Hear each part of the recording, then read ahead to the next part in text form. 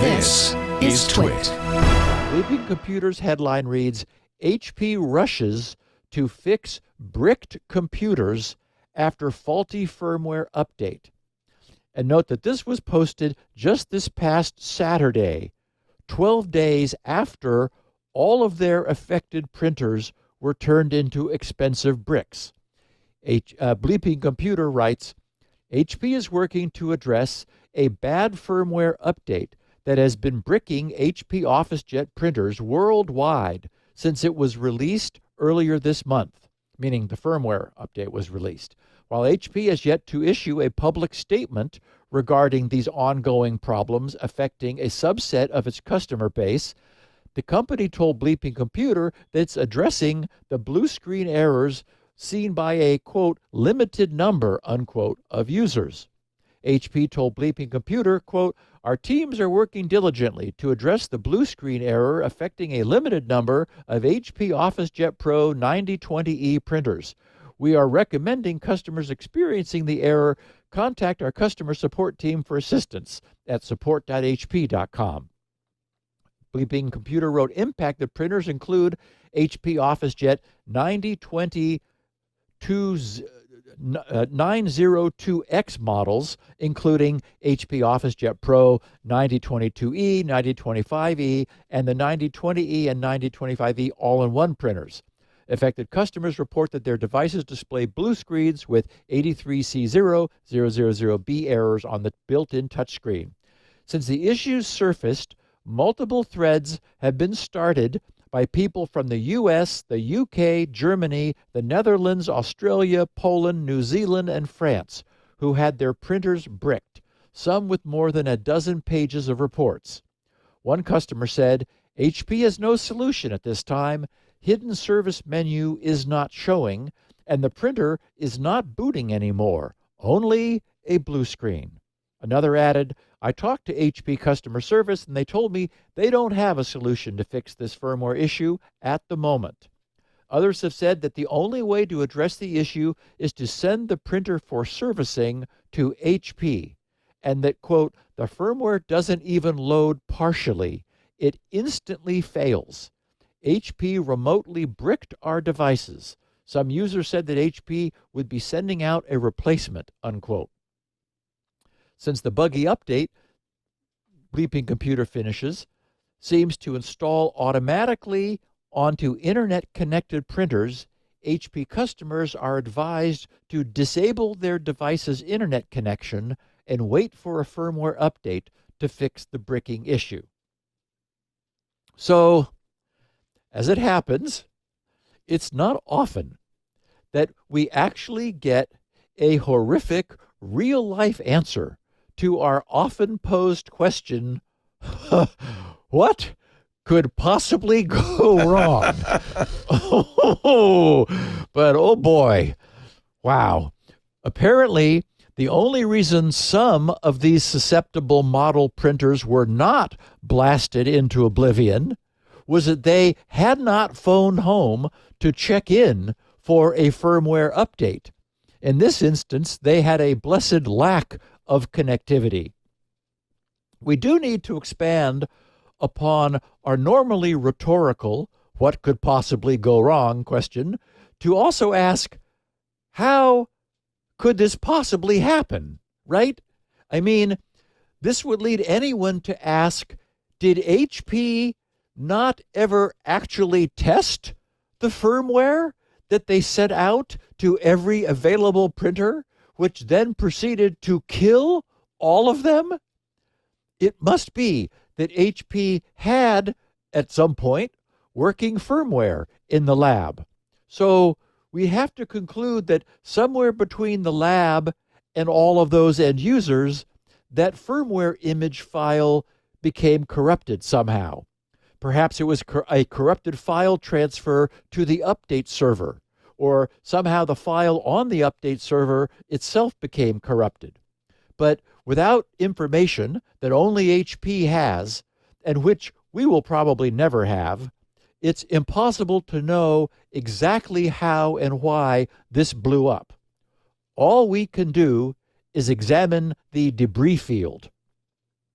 But regardless of what happened upstream of these printers, which will almost certainly forever remain unknown, what we do know today is that HP's autonomous updating system is not well designed, because this should have been not just unlikely to happen, but impossible to have happen. We're witnessing the obvious downside of poorly designed autonomous updating, which is that if you're not careful, you can potentially hose your entire installed base of devices, whatever and wherever they may be.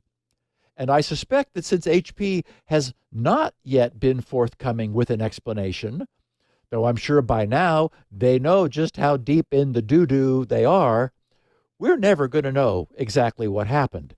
Today's HP is a massive enterprise, which means that they have squadrons of well-paid attorneys who immediately clamp down on all communication in an attempt to minimize perceived culpability, even though it's going to be difficult to explain this one away. Today's HP is not the HP I grew up admiring. HP, as many of, I'm sure, old-timers know, was founded by a pair of electrical engineers working in a small garage in Palo Alto, California. Back in 1939, Bill Hewlett and David Packard correctly divined that what the world really needed was a high-quality analog signal generator. So they built and sold some, and then they built and sold many more.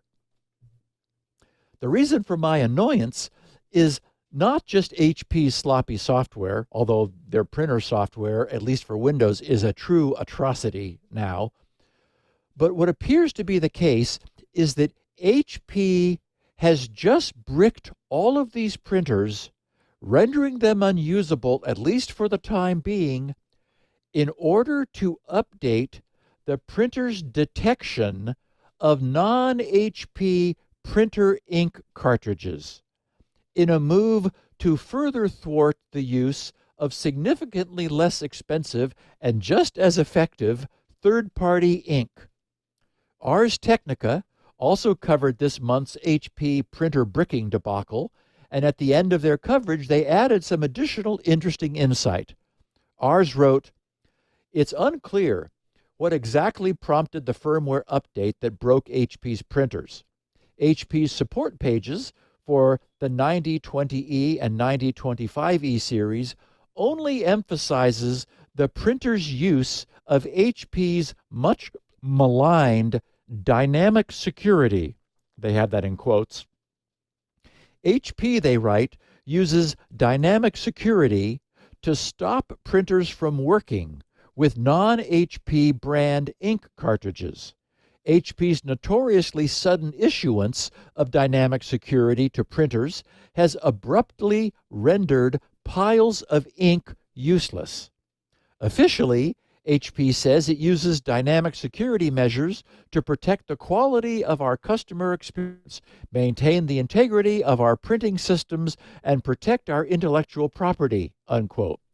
But since debuting in 2016, it has resulted in class action lawsuits and irate customers stuck with otherwise functioning ink that HP decided should not work. HP's dynamic security page notes that dynamic security printers require periodic firmware updates to, quote, maintain dynamic security effectiveness, unquote. I'll just bet they do. And that, quote, updates can improve, enhance, or extend the printer's functionality and features, protect against security threats, and serve other purposes, unquote. So ours finishes, HP's poor handling of printer firmware updates can deter people from future updates that may be important. Meanwhile, HP has traumatized countless customers, and many will now think twice before depending upon an HP printer again.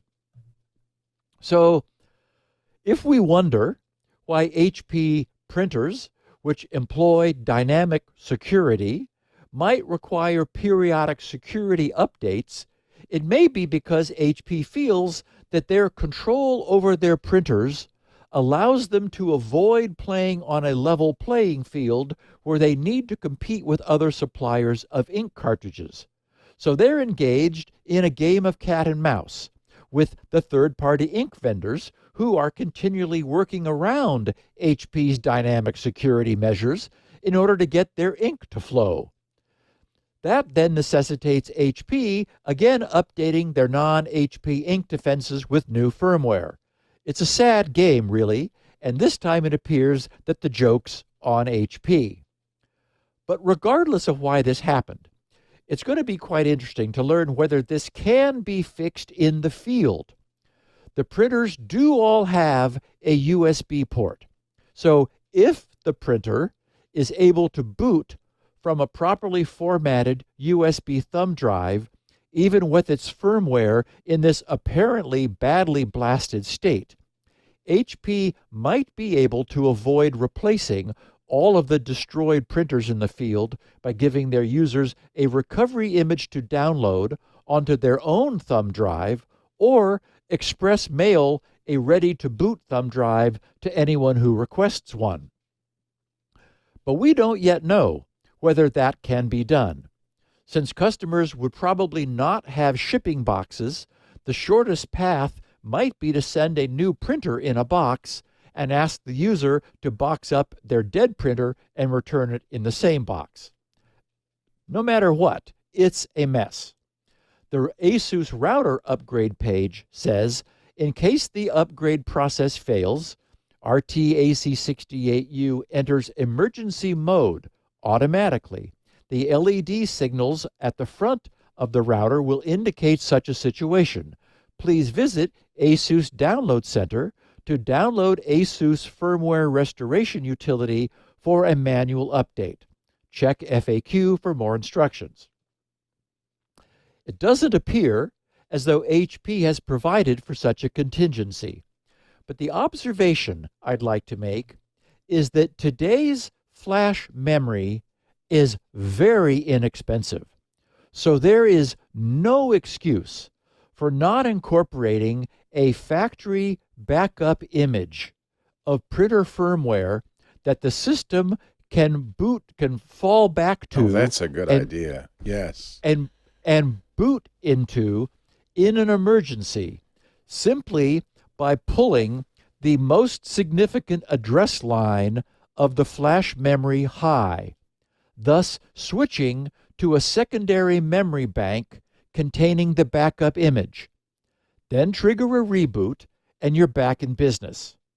Processors used in embedded environments typically incorporate what's known as a watchdog timer. It's a sort of a dead man switch. The idea is that running software will periodically reset the watchdog timer, always making sure to do so before the timer has the chance to expire. This is typically easy to do, since the watchdog generally doesn't need to respond instantly to any problem. It's the response of absolute last resort.